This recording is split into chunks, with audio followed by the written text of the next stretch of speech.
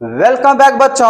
आज जो मैं बात करने जा रहा हूं इस वीडियो में वो है क्लास 10th वाले बच्चों के लिए। और आज हम लोग पढ़ने वाले साइंस में लाइट चैप्टर का रिफ्रैक्शंस। तो बच्चों, आप लोगों ने इससे पहला वीडियो अगर लाइट का रिफ्लेक्शंस की बातें करें तो आप लोगों ने अच्छे तरीके से समझ लिया, जिसमें हमने आपको थ्योरेटिकल क्वेश्चंस के साथ साथ न्यूमेरिकल क्वेश्चंस की बात करा। तो आज हम लोग इस वीडियो में सबसे पहले थ्योरेटिकल चीजें बात कर लेंगे और तब हम लोग इस पे भी अगर कहा जाए तो न्यूमेरिकल क्वेश्चंस की प्रैक्टिस करेंगे। ठीक है बच्चों, तो चलिए आज का क्लास हम लोग शुरू करते हैं और देखते हैं आज हम लोग इस क्लास में क्या क्या सीखने वाले हैं। तो सबसे पहले हम लोग सीखने वाले हैं आखिर ये रिफ्रैक्शंस होता क्या है, ठीक है ना। फिर उसके लॉ ऑफ रिफ्रैक्शंस की बातें करेंगे। फिर हम लोग जो है ना स्फेरिकल लेंस के बारे में बात करेंगे। फिर साइन कन्वेक्शंस की बातें करेंगे।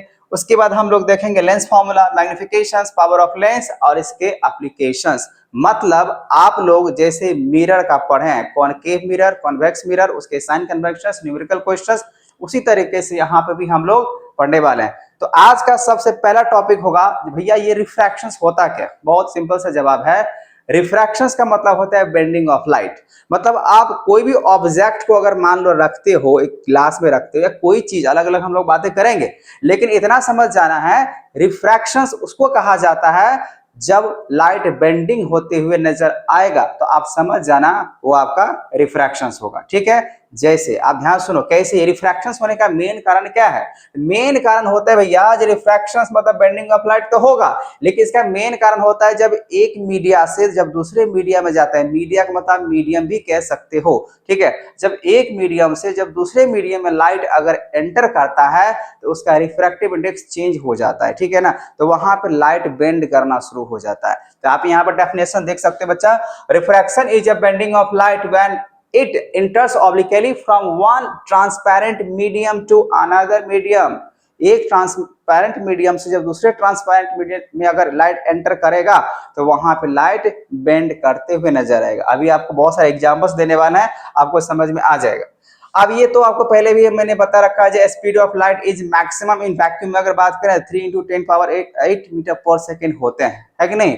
और उसी तरीके से अगर काउजेस ऑफ रिफ्रैक्शंस की अगर बात करें, बहुत सिंपल है। जैसे तो अभी आपने देखा जो लाइट एक मीडियम से जब दूसरे मीडियम में जाएगा तो वो बेंड करेगा, ठीक है ना। तो वहां पे एक रिफ्रैक्टिव इंडेक्स की मेन वजह बनता है। और दूसरी बात यहाँ पे और भी कारण है, वो है लाइट का स्पीड। और लाइट का स्पीड किस पे डिपेंड करता है, मीडियम पे, है कि नहीं। लाइट का स्पीड अगर कहा जाए तो मीडियम पे डिपेंड करता है। जब मीडियम में अगर चेंज कर देंगे तो लाइट भैया बेंड करना होगा ही, है ना, वो उसको बेंड करना ही करना है। तो यहाँ पर आप देख सकते हो change in speed of light. मतलब आप यहाँ जो देख रहे हो कॉजेज ऑफ रिफ्रैक्शंस, रिफ्रैक्शन बेंडिंग क्यों कर रहा है, क्योंकि लाइट का स्पीड क्या हो जा रहा है, चेंज हो जा रहा है। अब चेंज क्यों होता है, क्योंकि उसका मीडिया चेंज हो रहा है, उसका मीडियम चेंज हो रहा है। मतलब जब वैक्यूम है, खाली है, या हम अभी लोग पढ़ने वाले हैं एयर, तो एयर में जो रेयर मीडियम होता है तो रेयर मीडियम में लाइट का स्पीड कुछ और होता है। जैसे वो डेंसर मीडियम में आते हैं, बहुत ज्यादा भारी भरकम वाला इलाका में आता है, तो उसका लाइट का स्पीड क्या हो जाएगा, चेंज हो जाएगा। बहुत सिंपल है। जैसे मान लो जहां पे अगर ट्रैफिक अगर नहीं होता है बच्चा, तो वहां पे हम लोग क्या करते हैं, आराम से स्मूथली पास कर जाते हैं, चले जाते हैं। और जैसे अगर ट्रैफिक अगर मिलता है, ट्रैफिक अगर मिलता है, जाम मिलता है, तो वहां पे फिर आपका जो स्पीड है चलने का वो क्या हो जाता है, चेंज हो जाता है, स्लो हो जाता है और जल्दी हम लोग नहीं जा पाते हैं।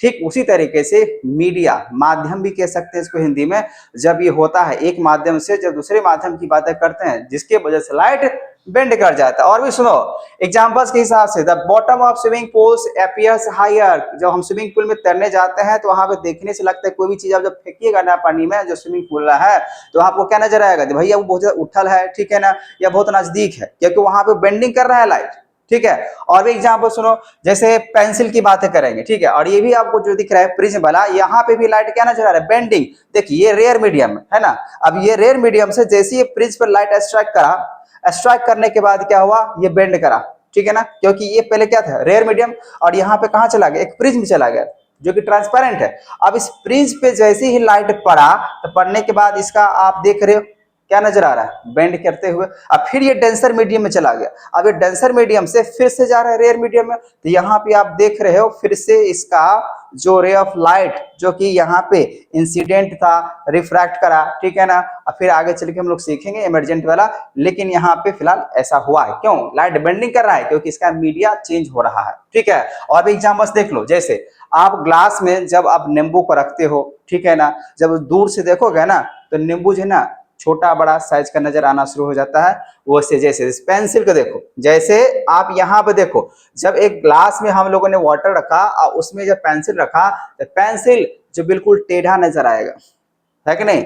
अब एक गिलास पानी लो और उसमें पेंसिल रखो या कोई भी चीज रखो और दूर से देखो तो देखने में आपको लगेगा जो टेढ़ा नजर आ रहा है। क्यों आ रहा है भैया नजर? क्योंकि यहाँ पे क्या हो चुका है, रिफ्रैक्शन हो चुका है, ठीक है ना।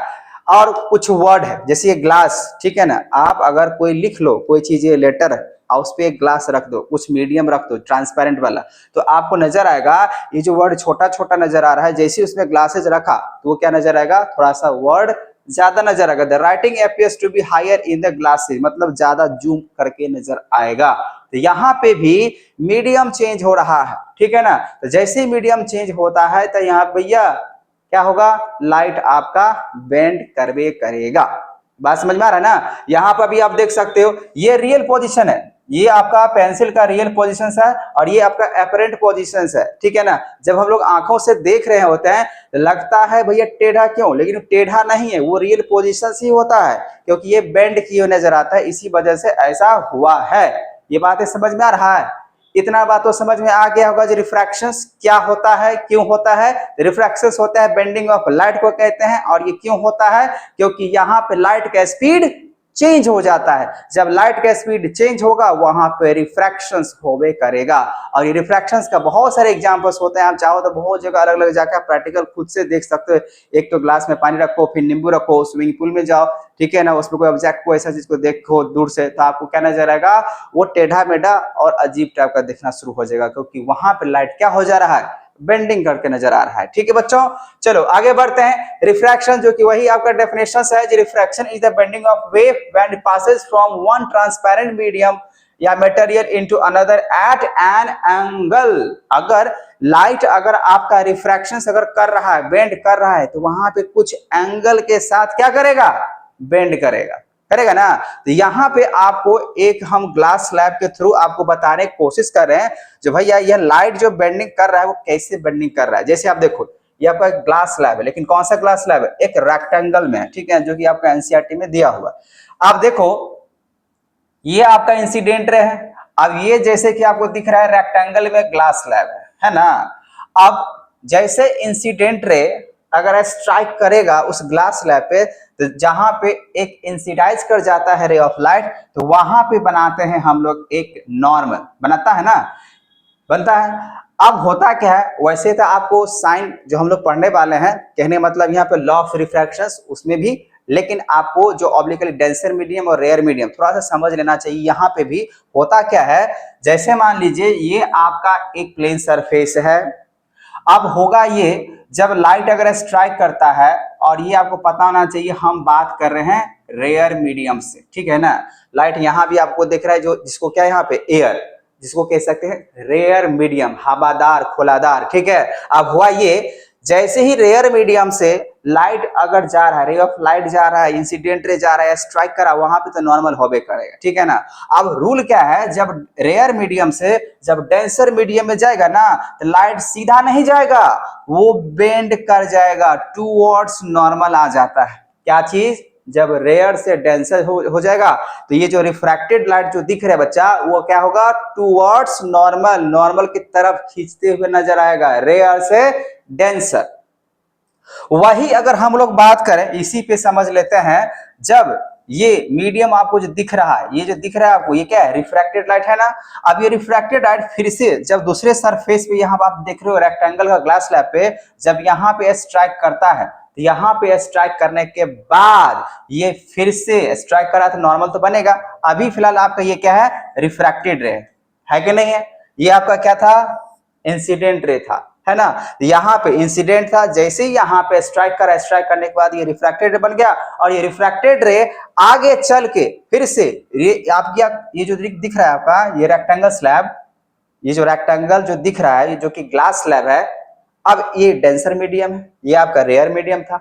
अब डेंसर मीडियम से बच्चों जब रिफ्रैक्टेड रे को अगर हम पास करते हैं फिर से रेयर मीडियम में, फिर से एयर वाले माध्यम में लेके आते हैं, तो ये अवे फ्रॉम नॉर्मल बन जाता है।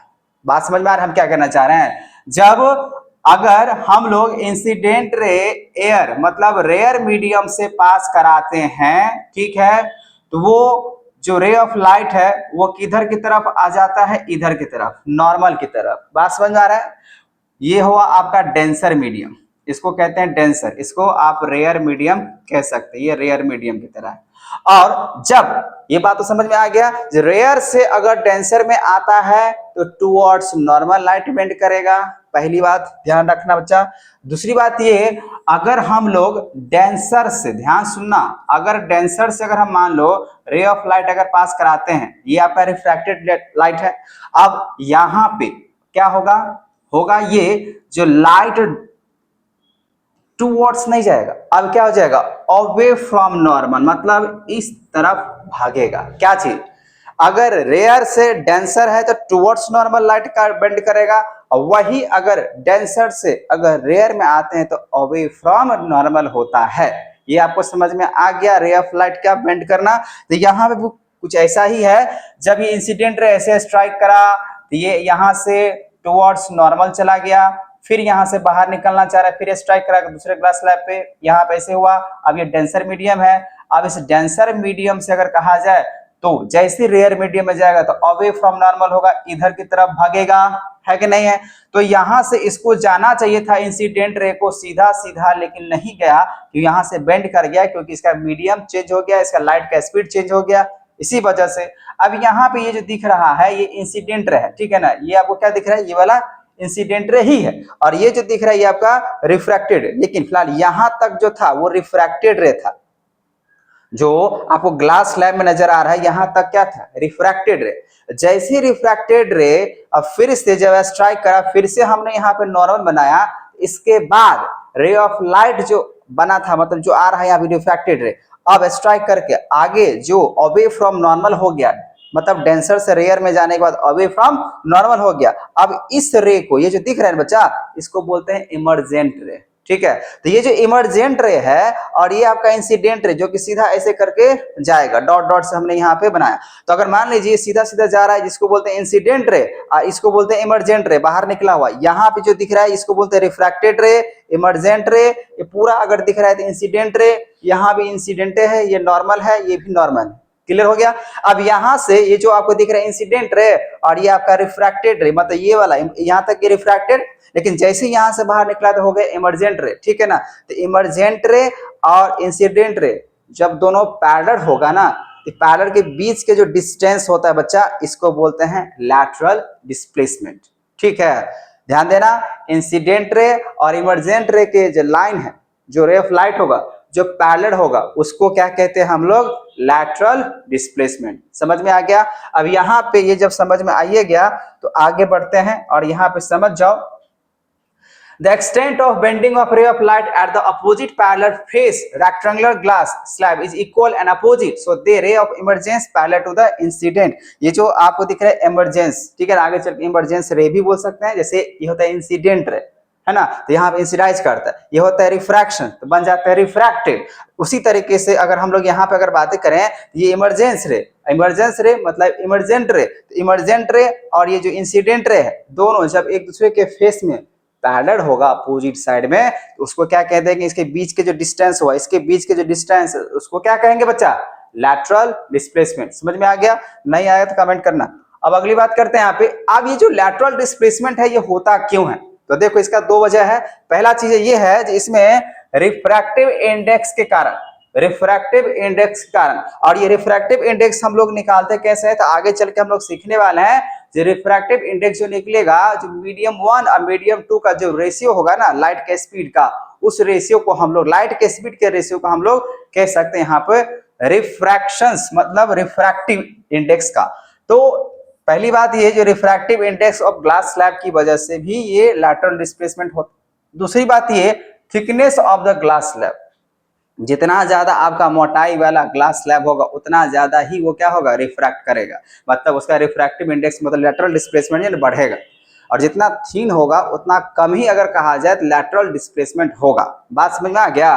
तो यहाँ पे जो आप देख रहे हो thickness of the glass slab और दूसरी बात है refractive index of glass slab. यहां से क्वेश्चंस पूछ दिए जाते हैं जब भैया बताओ ये जो लैटरल डिस्प्लेसमेंट है वो कौन कौन सी बातों पे डिपेंड करता है। तो पहली बात ये जो ध्यान देना है थिकनेस ऑफ द ये वाला है thickness of the glass slab और दूसरी बात है कहा जाए refractive index of glass slab.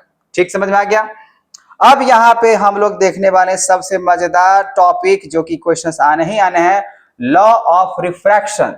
जैसे हम लोग लॉ ऑफ रिफ्लेक्शंस पढ़े थे वैसे यहाँ पे सेम कंडीशन है लॉ ऑफ रिफ्रैक्शंस का। ठीक है, पहली बात ये लॉ ऑफ रिफ्रैक्शंस के लिए जो आप देख सकते हो क्या कह रहा है, द इंसिडेंट रे, जैसे वहां पे भी हम लोग देखे थे यहाँ पे भी वही बातें हैं।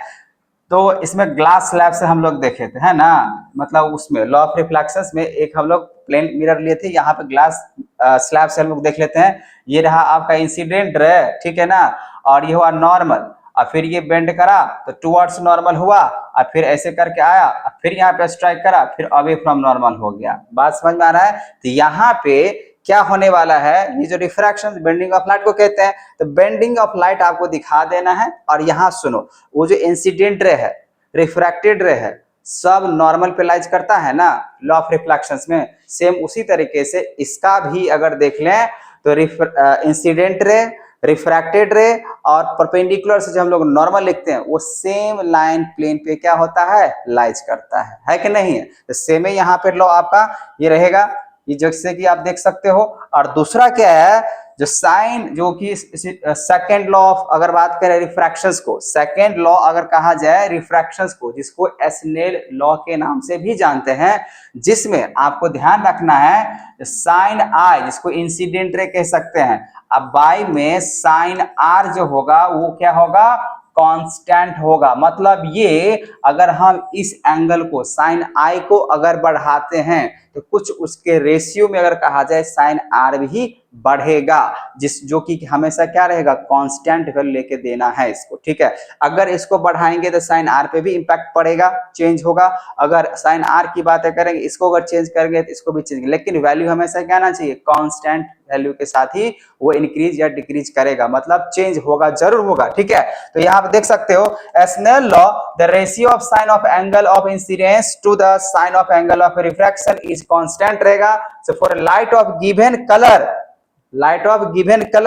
And for a given pair of media, media पे भी डिपेंड करता है, ये ध्यान रखना, मीडिया पे ध्यान रखना है। जो एक मीडिया कुछ और है दूसरा मीडिया कुछ और है तो वहां पे भैया मीडिया जब चेंज होगा, जैसे कि मैंने क्या बोला, अगर ये एयर है मतलब रेयर मीडियम और ये आप देख सकते हो जो वाटर है, अगर हम लोग एयर से जो रेयर मीडियम है और जो कि वाटर डेंसर मीडियम है, जैसे साइन आई यहाँ पे और यहाँ पे बिल्कुल चेंज होगा करेगा क्योंकि मीडियम चेंज हो रहा है। जब मीडियम चेंज होगा कुछ न कुछ एंगल से यहाँ पे आपका आर भी चेंज होगा आई भी चेंज होगा। आ रहा है एंगल ऑफ इंसिडेंस जो कि रेयर से, और आर किसमें मिलेगा डेंसर मीडियम मिलेगा। अगर मान लो अब इस तरीके सोच के चलो, अगर वाटर आपके पास रहा तो ये रहा आपका रेयर मीडियम, जब ये रेयर मीडियम है और ये मान के चलिए ग्लास स्लैब है तो मान लेते हैं वाटर है, तो जब ये एंगल ऑफ इंसिडेंस यहाँ पे नजर आ रहा है तो जैसे ही यहाँ पे इंटर करेगा रे ऑफ लाइट जो कि रिफ्रैक्शन जो बना देगा रिफ्रैक्टेड बना देगा यहाँ पे, वो तो चेंज तो होबे करेगा, एक रेशियो के साथ चेंज होगा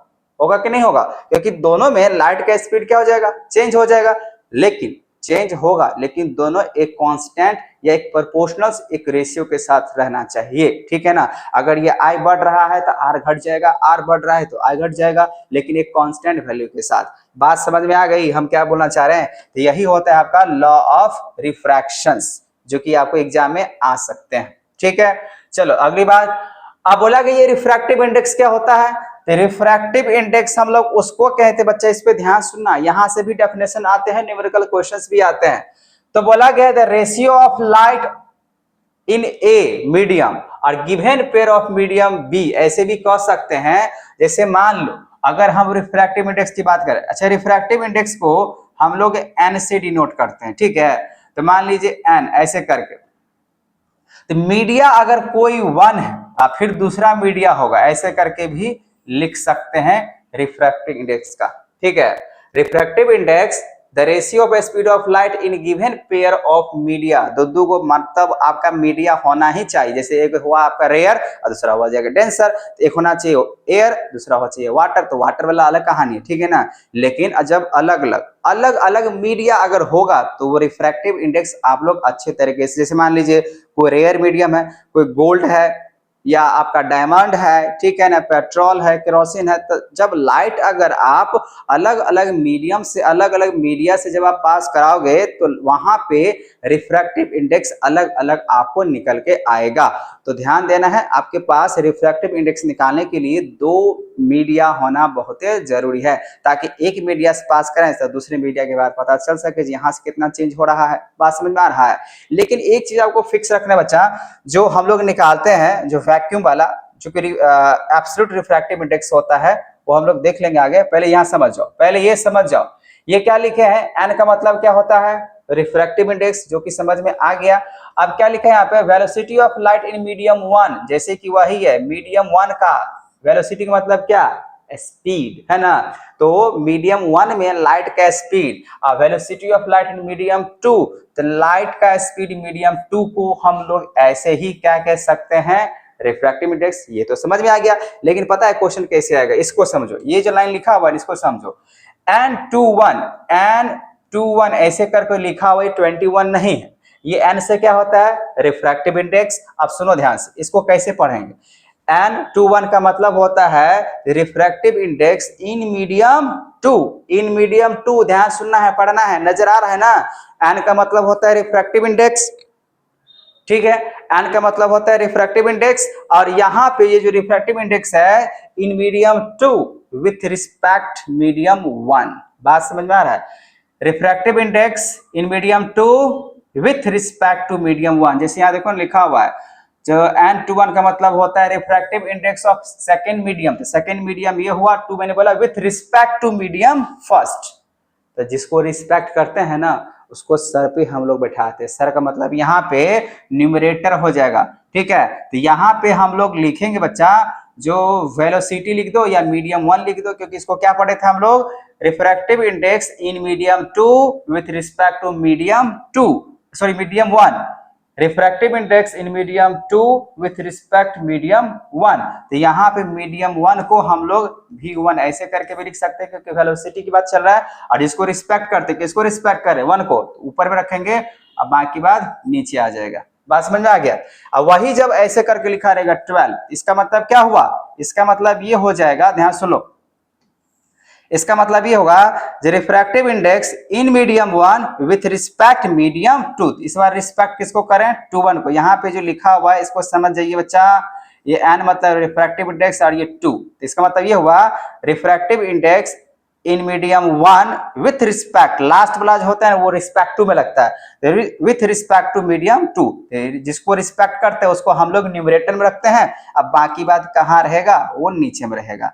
तो इसका मतलब ये हुआ। तो आप जब न्यूमेरिकल क्वेश्चंस बनाओगे तो वहां पे आपको दिया जाएगा जो एयर के रिस्पेक्ट टू में वाटर है, अगर मान लेते हैं यहाँ पे रिफ्रैक्टिव इंडेक्स निकाल रहे हैं, अब मान लेते हैं वाटर लिखे, ठीक है ना, अब फिर आर लगा दिए, WR, NWR, इसको क्या पढ़ेंगे, refractive index in water with respect to, R का मतलब रेयर लगा दी है, तो चलो एयर लगा देते हैं, ए लगा देते हैं, तो इसका मतलब यही हुआ ना। तो रिफ्रैक्टिव इंडेक्स जो लगा रहे हैं कौन सा मीडियम है, वाटर वाला, तो हम लोग इसको कहेंगे जब भैया refractive index in water with respect to air, क्या पढ़ेंगे, रिफ्रैक्टिव इंडेक्स कौन सा मीडियम है, water with respect to air, तो एयर वाला जो वेलोसिटी होगा वो ऊपर रखा जाएगा, एयर का वाला जो भी वेलोसिटी होगा उसको ऊपर रखेंगे, अब बाकी बात वाटर को नीचे रखेंगे। आप ऐसे भी मान सकते हो, W है तो इसको 1 मान लो, A है तो इसको 2 मान लो, ऐसे भी बोल सकते हो, बात वही बना, refractive index in medium water with respect to medium air, तो यहाँ पे रिस्पेक्ट किसको कर रहे हैं, एयर को, तो मैंने यहाँ पे ए लिख दिया था, एयर लिख दिया था, और कौन से मीडियम की बात कर रहे हैं, वाटर का, तो यहाँ पे वाटर लिखा गया।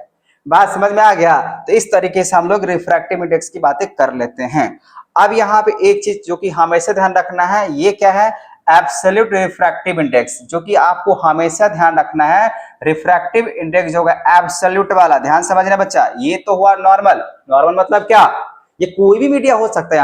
यहाँ पे जो आप देख रहे हैं रिफ्रैक्टिव इंडेक्स, यहाँ पे कोई भी मीडिया हो सकता है कि नहीं। लेकिन ये जो एब्सोल्यूट रिफ्रैक्टिव इंडेक्स की बातें कर रहे बच्चा, यहाँ पे हमेशा आपको लेना पड़ेगा जो वेलोसिटी की बातें कर रहे हैं, ठीक है ना, और c/v, इसका क्या निकल गएगा, c/v। तो C यहां जो आपको दिख रहा है refractive index of a medium with respect to vacuum of air, ठीक है, वैक्यूम ऑफ एयर। तो यहाँ पे C का मतलब क्या होगा, वैक्यूम ऑफ एयर। C का मतलब है वैक्यूम ऑफ एयर, मतलब हमेशा जो है ना जो वैक्यूम ऑफ एयर होगा उसी के बाद, इतना लंबा कैसे लिखा गया, तो वैक्यूम ऑफ एयर पे ही हम लोग ले सकते हैं, बाकी बात कुछ नहीं, सीधा लिख देते हैं यार, वैक्यूम है, एयर है, मतलब यहाँ पे जो लाइट का स्पीड है एयर में, वैक्यूम में कितना होता है 3 × 10⁸ मीटर पर सेकेंड, ये होता है ना, तो ये आपको रखना पड़ेगा।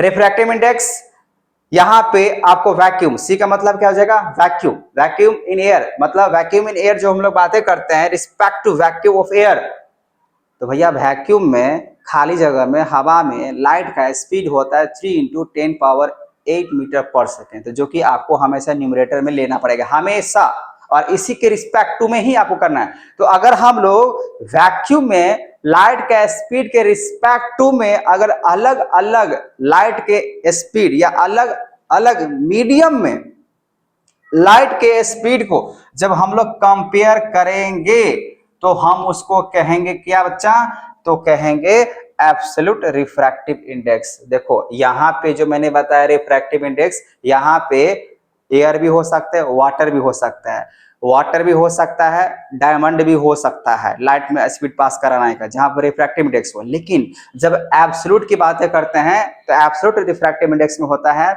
आपको न्यूमरेटर में हमेशा रिस्पेक्ट टू में किसको रखना होगा, तो एयर को ही रखना पड़ेगा। मतलब एयर मतलब क्या, वैक्यूम में जो लाइट का स्पीड होता है 3 × 10⁸ मीटर पर सेकंड, उसको ही रखना पड़ेगा। अब इसके रिस्पेक्ट टू में, वैक्यूम के रिस्पेक्ट टू में बाकी बात जो मीडियम है, ठीक है ना, चाहे वो डायमंड की बात करें, वाटर की बात करें, यहाँ पे नीचे वाला डिनोमिनेटर वाला चेंज होते रहेगा, लेकिन जो वाटर वाला है, सॉरी वाटर की बातें करें यहाँ पे वैक्यूम का, एयर का, वो हमेशा आपको क्या रहेगा, चलते ही रहेगा। बात समझ में आ गया, ऐसे ही करना। चलो अगला बात हम लोग चलते हैं आगे। यहाँ पे हम लोग पढ़ लेते हैं क्या लिखा हुआ है, refractive index of diamond is highest till date. अभी तक के टाइम तक में अगर कहा जाए सबसे ज्यादा रिफ्रैक्टिव इंडेक्स किसका है, डायमंड का है। इट इज 2.42, इसका नजर आ रहा है, इसमें कोई यूनिट नहीं लगाएंगे।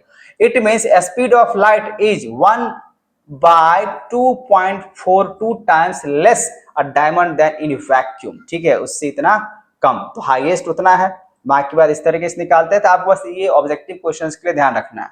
अब समझो जो कि पहले ही समझा चुके हैं, ये denser medium, optically denser medium, और यहाँ पे ऑप्टिकली रेयर मीडियम। जैसे कि अभी आगे और हम लोग समझेंगे जो भैया जो डेंसर मीडियम में जो होता है ना, वो मीडियम हमेशा इसका रिफ्रैक्टिव इंडेक्स क्या होता है, ज्यादा होता है।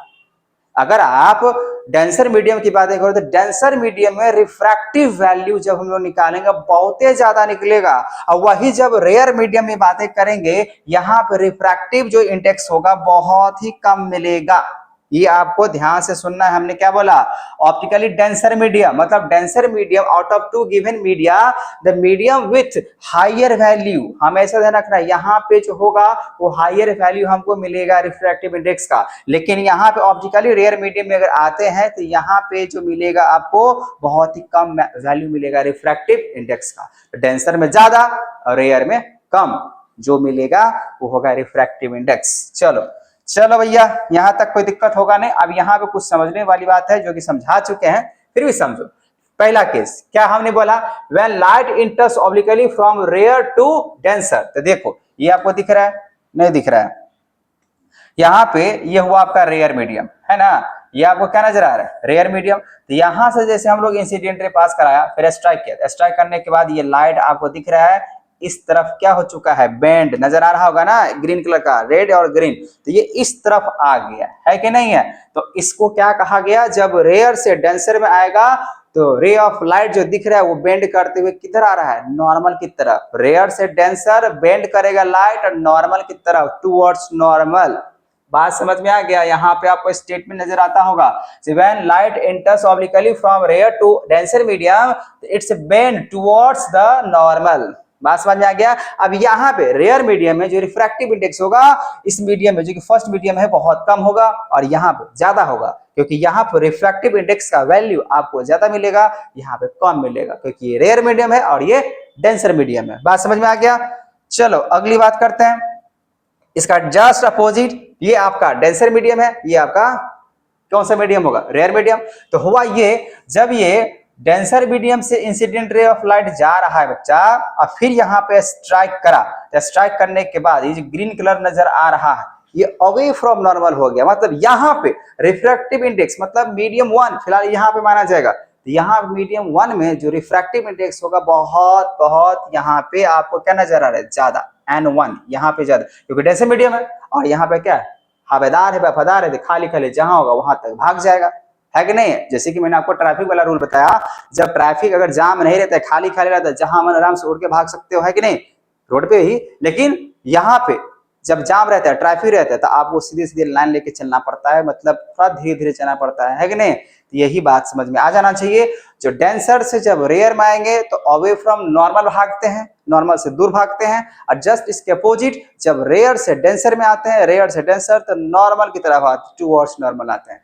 बात समझ में आ गया होगा। चलो एक बात और ध्यान सुन ले बच्चा, बोला कि यहाँ पे refractive index of medium does not depends on physically density. Physically density के हिसाब से हम लोग ध्यान नहीं देने हैं, ठीक है। Refractive index of medium does not depends on physically density, density mass by volume, ये ध्यान रखना है, ठीक है ना। उस पे फिजिकली पे हम लोग डिपेंड नहीं करते हैं, रिफ्रैक्टिव इंडेक्स मीडिया, ठीक है। बात समझ में आ गया। चलो अब अगली बात कर लेते हैं हम लोग। अब अगली बात जानने से पहले आप लोग ये बताओ, क्या आप लोगों को ये क्वेश्चंस नजर आ रहा है? मैंने कुछ एआई से जनरेट करके क्वेश्चंस यहाँ पे लगाया है, क्या आप लोगों को नजर आ रहा है? ऊपर वाला क्वेश्चन नजर नहीं आ रहा है, लेकिन नीचे वाला नजर आ रहा है। तो जैसे कि आपको यहाँ पे आंसर के साथ लिखा हुआ है, तो आप लोग इसको थोड़ा सा ध्यान से देख ले, समझ लें, क्योंकि इसमें आंसर ऑलरेडी पहले से लिखा हुआ है, ठीक है ना। तो कोई बात नहीं, हम लोग सीख चुके हैं। The bending of light when passes from one medium to another medium, उसको क्या कह सकते हैं, रिफ्रैक्शंस कह सकते हैं, है ना। लाइट बेंड्स टुवर्ड्स, लाइट जब बेंड करता है, अभी कितना दबाव में आपको समझाया है भैया, लाइट अगर बेंड करता है नॉर्मल की तरफ, इसका मतलब वो रेयर से कहां जा रहा है, डेंसर की तरफ जा रहा है। इसलिए ज्यादा हम यहाँ पे नहीं करेंगे क्योंकि आपको ये बहुत छोटा नजर आ रहा है। ऐसा यूनिट ऑफ रिफ्रैक्टिव इंडेक्स क्या होता है, इसका कोई यूनिट ही नहीं होता है, ध्यान देना। रिफ्रैक्टिव इंडेक्स का कोई भी ऐसा यूनिट नहीं होता है। चौथी question, refractive index of medium is greater than 1 because light हमेशा, अगर यहाँ पे आंसर दिया हुआ travels slower in that medium, refractive index of medium is greater than 1, कब स्लोअर मीडियम है तभी ना। जैसे डायमंड हो सकता है, वाटर हो सकता है, स्लोअर मीडियम मतलब बहुत स्लो जाने वाला है, जैसे ट्रैफिक ज्यादा है, स्लोअर है, इसी वजह से ऐसा हुआ, इसी वजह से travel slower in that medium. क्योंकि अभी आपको मैंने क्या समझाया, ग्रेटर देन 1 के साथ, 1 के साथ ग्रेटर देन 1, जैसे मान लीजिए ऊपर में लाइट का स्पीड अगर मान लेते 4 है और नीचे भी अगर मान लेते अगर 4 हुआ, तब तो इक्वली कट गया, तो 1 बराबर 1 हो गया। लेकिन वही ऊपर में अगर मान लेते हैं 4 है और नीचे में 3 है, जब इसको डिवाइड करेंगे, डिवाइड करने पे क्या आ जाएगा, 1 से ज्यादा आ जाएगा। मतलब ये ऊपर वाला मीडियम जो दिख रहा है वो डेंसर दिख रहा है, इधर नीचे वाला कम दिख रहा है, तो ग्रेटर देन 1 हुआ। तो ग्रेटर देन 1 मतलब ये ज्यादा नजर आ रहा है, तो यहाँ पे लाइट ज्यादा बेंड करेगा। बात समझ में आ गया। 5वां नंबर क्वेश्चन बोला गया यहाँ पे, if angle of incidence is 30 degree and angle of refraction is 20 degree, then the light has gone from, समझ जाओ, बहुत इंपॉर्टेंट चीजें लिखा हुआ है, भले आंसर लिखा हुआ है। अगर एंगल ऑफ इंसिडेंस बोला गया आपका 30 डिग्री है और रिफ्रैक्शन अगर 20 दिए, तो यहाँ पे ज्यादा एंगल बढ़ रहा है, कहाँ पे, इंसिडेंस पे, और यहाँ पे रिफ्रैक्शंस में 20 मतलब घटा हुआ, इधर की तरफ बना हुआ है।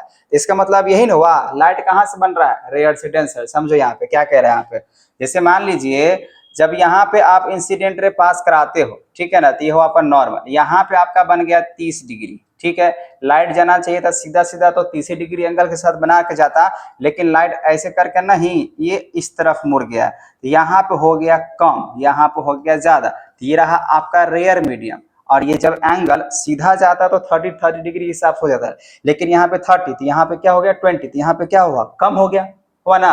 तो कांस्टेंट वैल्यू के साथ आगे बढ़ते रहता है, घटते रहता है। तो जैसे अब यहाँ 30, यहाँ 20, तो आप क्या समझोगे, ये रेयर मीडियम है और यहाँ पे डेंसर मीडियम। तो रेयर से अगर डेंसर में अगर जाते हैं, ये रिफ्रैक्शंस हुआ यहाँ पे, और ये इंसिडेंस है ना, ये 30 हुआ 20 हुआ, इधर चिपक गया आगे, एंगल भी छोटा कर लिया, ठीक है, 90 डिग्री की तरफ जो है इधर झुक गया, हम कह सकते हैं यहाँ पे रेयर से डेंसर हमने पास करा। और भी यहाँ पे है the ratio of speed of light vacuum to the speed of light, इसको हम लोग रिफ्रैक्टिव इंडेक्स के नाम से ही जानते हैं। चौथा ऑप्शन में से, चारों ऑप्शन में से कोई भी ऐसा ऑप्शन नहीं होने वाला है, क्या लगेगा, रिफ्रैक्टिव इंडेक्स। अभी बताएं भैया, ratio of speed of light in vacuum to the speed of light in medium, अलग वाला। जैसे यहाँ पे एन का मतलब होता है रिफ्रैक्टिव इंडेक्स, यहाँ पे वैक्यूम के लिए क्या लगाते हैं सी, अब बाई में दूसरा मीडियम है तो भी, तो यहाँ पे रिफ्रैक्टिव इंडेक्स होगा, ठीक है। ये चारों ऑप्शन में से लेके अगला क्वेश्चन यहाँ पे when light passes from water to air, मतलब वाटर को क्या कह सकते हैं, डेंसर मीडियम। जब डेंसर मीडियम से आप रेयर मीडियम में अगर जाते हो बच्चा, तो सीधी बात है डेंस क्या लिखा हुआ है, लाइट को कहां से पास करें, वाटर, वाटर क्या डेंसर, डेंसर से रेयर में जाएगा तो अवे फ्रॉम नॉर्मल हो जाता है, जो कि आपको आंसर दिख रहा है। Which of the following has the highest refractive index, ये चारों ऑप्शन में से सबसे ज्यादा अगर देखा जाए तो ग्लास में होगा। इस चार ऑप्शन में से सबसे ज्यादा किसका होगा, ग्लास का होगा। वैसे तो अभी तक अगर देखा जाए तो हायर रिफ्रैक्टिव इंडेक्स किसका है, डायमंड का, इस ऑप्शन में नहीं था। अंडर रिफ्रैक्शंस बोला गया of light, which property of light remain unchanged, तो स्पीड, वेवलेंथ, फ्रीक्वेंसी, डायरेक्शन। तो फ्रीक्वेंसी का अगर देखा जाए रिफ्रैक्शन ऑफ लाइट चेंज नहीं होता है, वैसा ही रहता है। A ray of light is incident normally on glass slab, it will be not bend at all, हर एक जगह पे बेंड नहीं करता है। ray of light in incident normally on a glass slab, it will क्या होगा, not bend at all, सीधी बात, ऐसे आया फिर ऐसे पास कर गया, ठीक है ना, हर एक जगह पे ऐसे बेंड नहीं करते हुए नजर नहीं आता है। फिलहाल ये छोटा सा ऑब्जेक्टिव क्वेश्चन था, 10 था, बाकी तो आपको क्लियर हो चुका होगा, नहीं होगा तो आप क्या कहते हैं, कमेंट करना, कंप्लेन मत करना। अब यहां पे हम लोग शुरू करेंगे भैया एस्फेरिकल मिरर। तो एस्फेरिकल मिरर, जैसे कि हम लोग एस्फेयर का एस्फेरिकल मिरर के बारे में सुन लिए थे, सॉरी अभी हम लोग पढ़ने वाले हैं लेंस, ठीक है, एस्फेरिकल लेंस। तो एस्फेरिकल लेंस जो कि एस्फेयर का ही पार्ट होता है, जो कि कैसा लेंस, लेंस क्या होता है, एक ट्रांसपेरेंट होता है, ठीक है। So transparent medium bound by two surfaces of which one or both surfaces are curved, जैसे कि आप देख सकते हो ऐसे करके अगर आपको नजर आ रहा है तो कॉन्वेक्स लेंस, ठीक है, और ऐसे करके नजर आ रहा है तो कॉनकेव लेंस। बाकी बात यहाँ पे नजर आ रहा होगा, यहाँ पे प्लानो कॉन्वेक्स है, प्लानो कॉनकेव है, बाय कॉन्वेक्स है, बाय कॉनकेव है, और यहाँ पे माइकस है, ठीक है ना, मैनिकस होगा, ठीक है, मैनिकस। तो यहाँ पे ये आपको समझ में आ गया। हम लोग को सिर्फ इतने सारे लेंसेज में से सिर्फ दो ये वो लेंस पढ़ना है। हम लोग को पढ़ना है पहले कॉन्वेक्स लेंस, ठीक है, पढ़ना है कॉन्वेक्स लेंस ये वाला, ठीक है, और फिर पढ़ना है यहाँ पे कॉनकेव लेंस, तो ये वाला कॉनकेव लेंस ये वाला।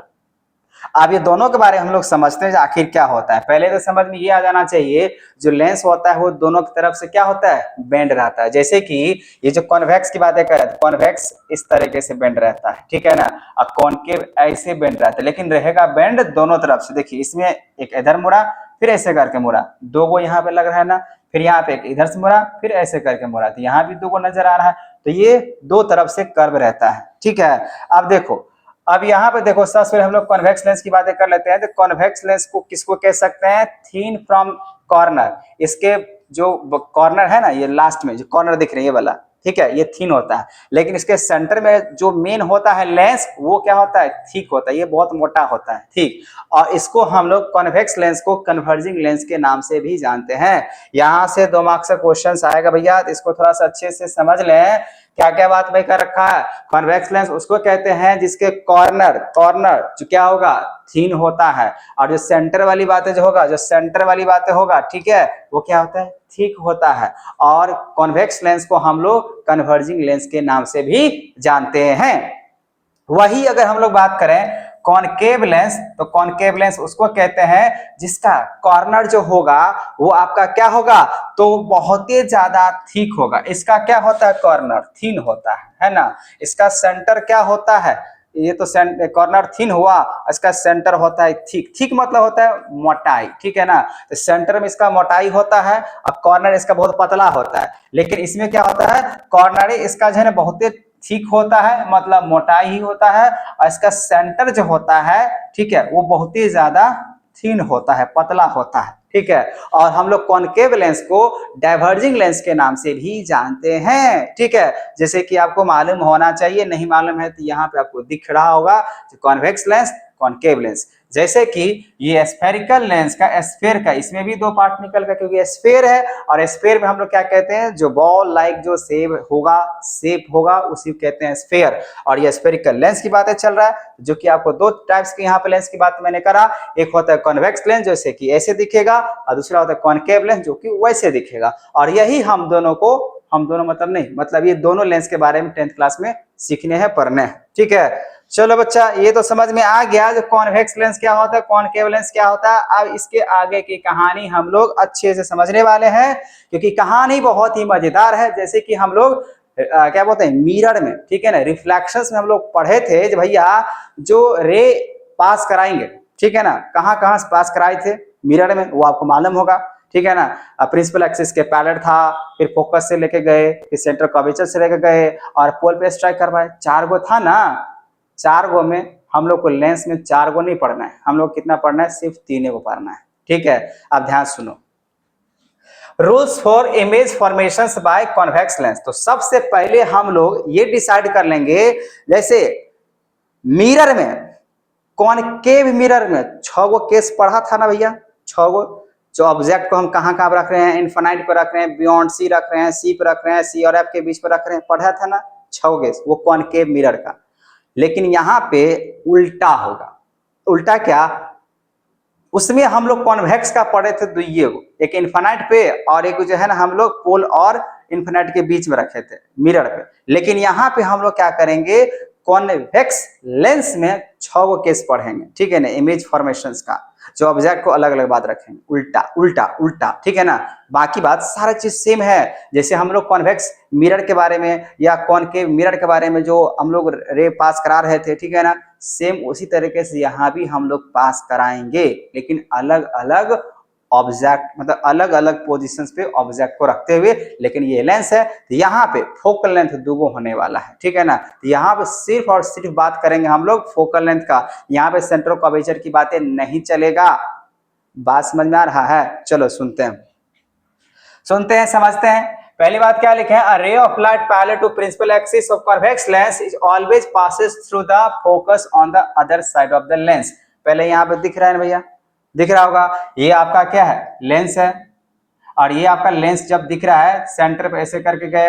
अच्छा, ये जो आपको दिख रहा है ये आपका है प्रिंसिपल एक्सिस, ऐसे करके जा रहा है, यहाँ बनता है F1, यहाँ बनता है 2F1, ठीक है। ये हुआ आपका F2, ये हो जाएगा 2F2, क्योंकि दो दो को फोकल लेंथ होता है।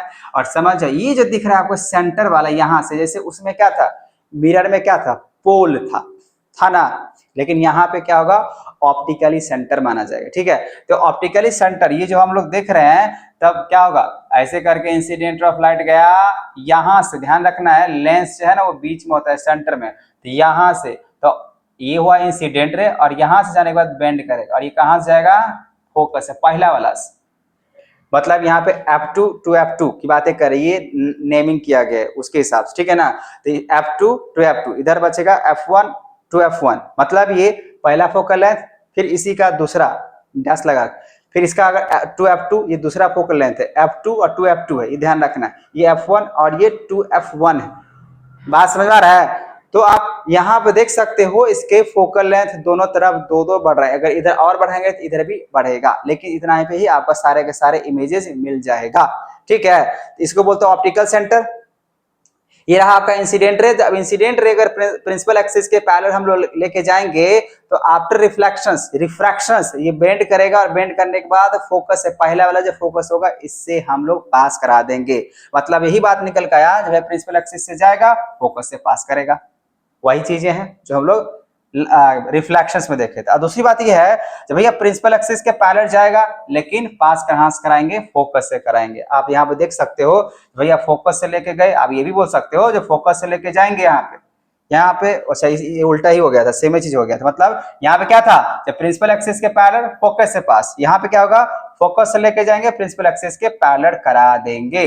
बात समझ में आ गया? तो यहाँ देख सकते हो जो फोकस से लेके गए और यहाँ पे लेंस पे टकराया, रिफ्रैक्शंस हो गया और ये बेंड कर गया तो पैरेलल हो गया प्रिंसिपल एक्सिस का। बात समझ में आ गया? तो दो यहाँ पे रे ऑफ लाइट आपको मिल गया इमेज फॉर्मेशंस के लिए। पहला प्रिंसिपल एक्सिस के पैरेलल फोकस से पास करा दो, दूसरा फोकस से लेके जाओ प्रिंसिपल एक्सिस के पैरेलल करा दो। समझ में आ रहा है? यही चीजें हैं जो आपने मिरर में बात करा था, लेकिन यहाँ पर फोकस से हम लोग पास जो करा रहे हैं, ठीक है ना, ये ध्यान रखना, ये फोकस है, फोकल लेंथ तो बाद में बनेगा, ठीक है ना, ये फोकल लेंथ बनवे करेगा, लेकिन फिलहाल यहाँ पे हम लोग क्या बात करेंगे, फोकस, प्रिंसिपल फोकस।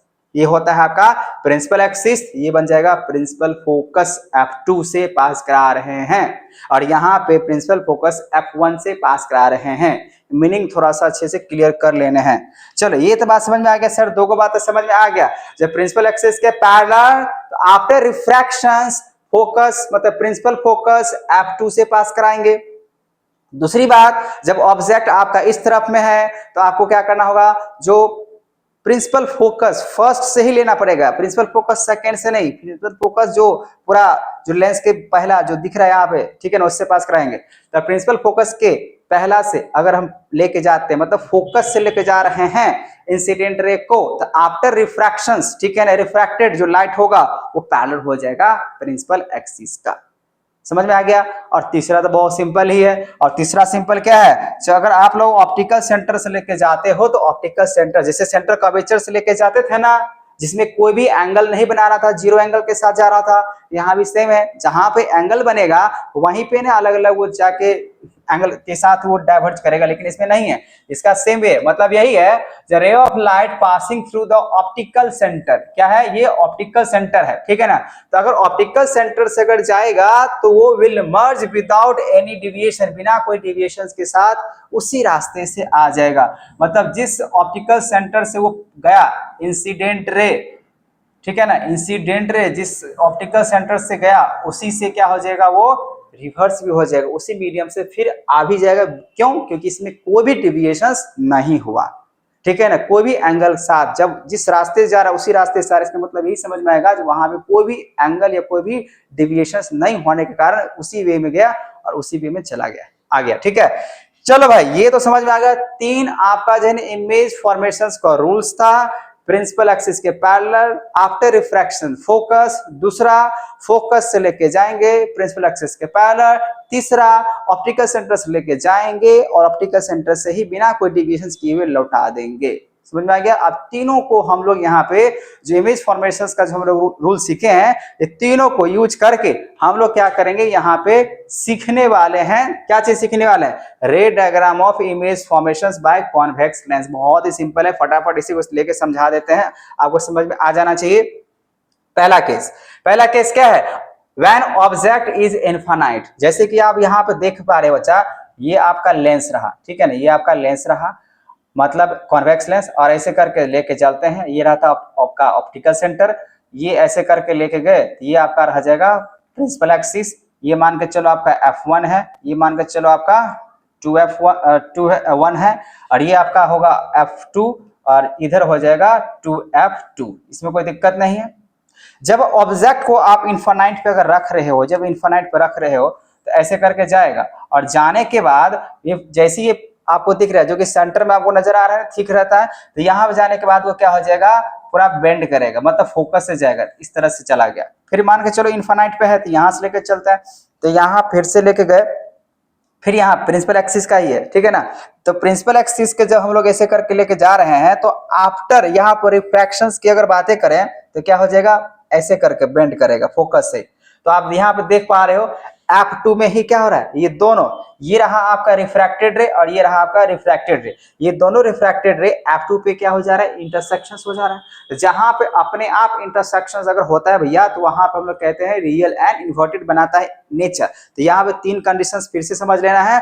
इमेज का जो पोजीशन है, अगर इनफाइनाइट पे है, अगर ऑब्जेक्ट आपका इनफाइनाइट पे होगा तो आफ्टर यहाँ पे रिफ्लेक्शन, फिलहाल तो यहाँ पे रिफ्रैक्टेड होगा, तो आफ्टर रिफ्रैक्टेड जो F2 मतलब फोकस 2 जो नजर आ रहे हैं, अब जो सपोज के इस पे जाके ये इंटरसेक्ट कर रहा है, इसलिए इमेज का जो पोजीशन होगा वो F2 ही होगा, ठीक है ना। और ये अपने आप एक्चुअल में इंटरसेक्शंस कर जा रहा है, तो हम लोग इसको कह सकते हैं रियल एंड इन्वर्टेड। और जबकि इनफाइनाइट से, जब भी अगर इनफाइनाइट में अगर कोई भी ऑब्जेक्ट को रखते बच्चा, तो हमेशा जब वो इंटरसेक्शंस करता है तो वो डिमिनिश साइज का जो इमेज आपको लेके देगा। ये आपको समझ में आ गया होगा, समझ में आ गया ना। तो इसको हमेशा स्केल से, यहाँ पे बहुत सारे दिख रहा है, रे ऑफ लाइट लेके पास करा के उसके बाद यहाँ पे इंटरसेक्शन करा दिए गए, ठीक है। हम लोग दो भी इंसिडेंट रे पास करा सकते हैं, एक इधर से और यहाँ पे ऐसे कर गया और ऐसे कर गया, मतलब यहाँ पे इस तरीके से आपको मिल जाएगा, इतना भी काफी है। बाकी बात लेंस बनाना बहुत ही जरूरी है। चलो, तो पहला केस तो समझ में आ गया। अब आते हैं नेक्स्ट केस, सेकंड केस। यहाँ भी इतना स्पेस छोड़े हैं क्योंकि मुझे समझाना है। वैसे इमेज बना हुआ है, क्या बोला यहाँ पे, when object is beyond 2f1, तो वही होगा। पहले आप क्या करना, इस तरीके से आपको एक लेंस लेना पड़ेगा, प्रिंसिपल एक्सिस, यहाँ पे f1, यहाँ पे 2f1, यहाँ पे f1 और यहाँ पे 2f1, ठीक है। अब हम कह रहे हैं दूसरा केस में, when object is beyond 2f1, तो 2f1 कहां पे नजर आ रहा है भैया, तो 2f1 आपको नजर आ रहा है यहाँ पे, इसके बियॉन्ड। तो चलो यहाँ पे अगर आप रखते हो ऑब्जेक्ट को, तो ऐसे करके इंसिडेंट, अच्छा ये ऐसे करके आपको ड्रॉ कर देना, ये रहा आपका ऑप्टिकल सेंटर O। तो ऐसे मान लो ये A है और ये B है, ठीक है। ऐसे करके आप इंसिडेंट लेके जाओ, ले गया, और यहां से आपको कहां से पास कराना है, फोकस से पास कराना है, ठीक है।